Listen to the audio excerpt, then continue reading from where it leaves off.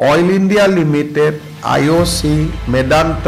তেওঁলোকে যেতিয়া তেল আহৰণ কৰে তেওঁলোকক সৰু ৰিগ এটা খান্দিব অকণমান মাটি লাগে কিন্তু আগত প্ৰৱণতা আছিল যে বহুত ডাঙৰ বিঘা মাটি এতিয়াৰ পৰা আমি কৈছো যিমান জায়গাত ৰিগটো বহুৱাব লাগে মালিকৰ লগত ডাইৰেক্টলি কথা পাতি লওক প্ৰত্যক্ষভাৱে কৰি লওক যদি তলত তেল আছে আজি সেইটো একেবাৰে নোহোৱা হৈ গল এতিয়া ভূমিৰ মালিক আৰু অইল ইণ্ডিয়া দুইটাই প্ৰত্যক্ষভাৱে নিজৰ ভিতৰত কথা পাতি সৰকাৰ ইয়াত তেতিয়া সোমাব যেতিয়া মালিক আৰু আপোনালোকৰ কথা বতৰা ফেইল হ'ব লাষ্টতহে ডিসি সোমাব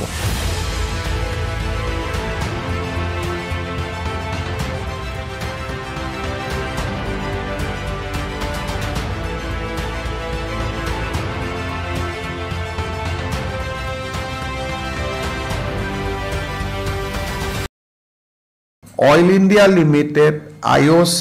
মেদান্ত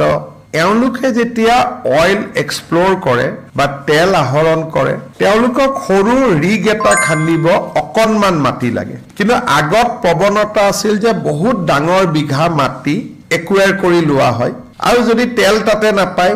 মাটিটো খেতিয়কৰ পৰাও গল সৰকাৰেও মাটিটো নাচায় এক প্ৰকাৰ মাটিটোত কোন বহি যায় ঠিক নাই এতিয়াৰ পৰা আমি কৈছো যে তেল আহৰণৰ কাৰণে আপোনালোকে ভূমি অধিগ্ৰহণ কৰিব নালাগে যিমান জায়গাত ৰিগটো বহুৱাব লাগে মালিকৰ লগত ডাইৰেক্টলি কথা পাতি লওক সৰকাৰ ইয়াত তেতিয়া সোমাব যেতিয়া মালিক আৰু আপোনালোকৰ কথা বতৰা ফেইল হ'ব আদাৰৱাইজ মালিক আৰু আপোনালোকে মিলি মাটিৰ মালিক অইল ইণ্ডিয়া মাটিৰ মালিক ONGC প্ৰত্যক্ষভাৱে কৰি লওক আৰু আজি আমি কৈছো যে ল্যান্ড ৰিক্লাসিফিকেশনো কৰিব নালাগে তেলৰ ক্ষেত্ৰত বা তেল আহৰণৰ ক্ষেত্ৰত যদি তলত তেল আছে আমাক ইনফৰমেশন দিয়ক মালিকে জনাই দিয়ক যে মোৰ কোনো আপত্তি নাই আৰু আপোনালোকে কাম কৰি গৈ থাকক অৰ্থাৎ আজি